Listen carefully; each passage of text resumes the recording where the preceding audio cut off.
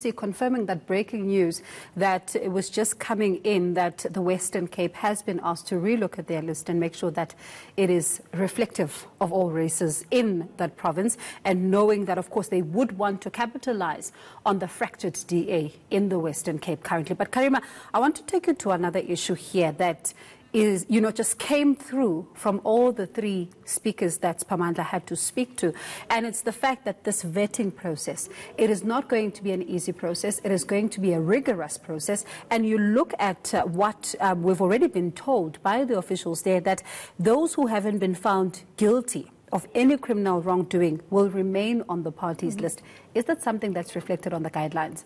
No, I think what is going to happen with the vetting process is that the ANC is going to have to balance the democratic process through which the lists have come with the characteristics that it wants its leaders to have. And of course it's going to be subjected to, as Solly Mapaela said, an integrity process. That integrity process is calling for lifestyle audits. It's calling for people to not bring the ANC into disrepute.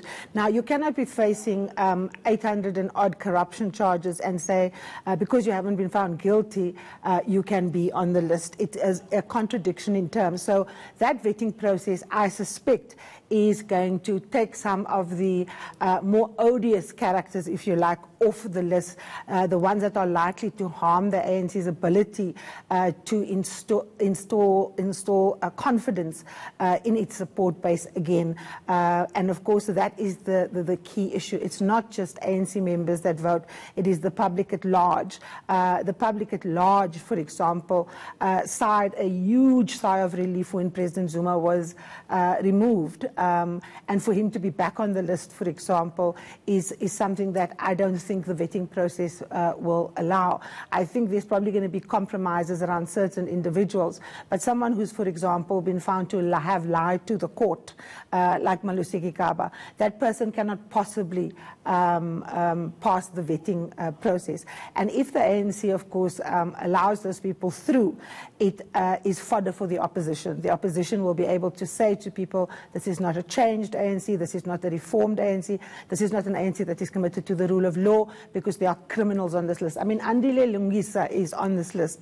He is, in fact, out on bail. He can't be on this list. It's simply not acceptable. And the African National Congress knows this, which is why they are essentially spinning, saying that the final decision rests with the NEC. The NEC is going to have to apply its mind and literally go through, these candidates. They're going to have to be people that can be defended publicly.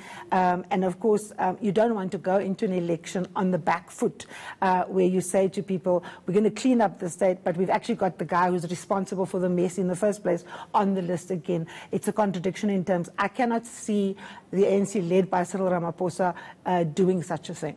And, yesterday we had that hashtag find the SG, yes, so that we could get, some answers on this process, because it does look like it was a very contentious process. It was never going to be easy for them. I mean, the list is more like credentials, yes, when they go into conference. Absolutely. But yesterday, when the DSG spoke, she said the process was fair, the process was transparent, and now the SG as well, speaking to our very own Samgele, saying that the process was fair, it was transparent. But then you look at all the issues that are still surfacing. You look at Western Cape, you look at Free State, you look at the Northwest now, even currently.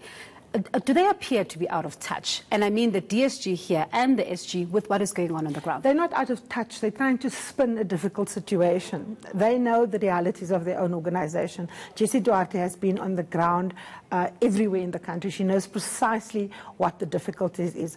Her interview this morning was actually the most interesting, because she said it was transparent, and yet we know as a fact that the Western Cape has been told that their list is not non-racial enough, so they are going to be sent back. So I think that is what she is trying to demonstrate, that they are quite firm on the characteristics, and that people were allowed to raise their issues. But the final process, the vetting process, rests with the NEC, and they're going to have to make sure that that group of people that emerge are people that can be taken to the electorate with confidence, not people that are going to put the ANC on the back foot, having to explain why corrupt leaders are back on the same list.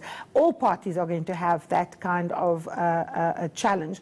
But the ANC in particular is going to have that challenge because it's the governing party, and of course it is under former President Jacob Zuma that the phenomena of state capture happened. And that, I think, is going to play a big role in the way in which that vetting is going to happen, Bongiwe. And I know, Karima, you're still going to be with us for the rest of the afternoon because this is a story that we are going to be tracking very, very closely.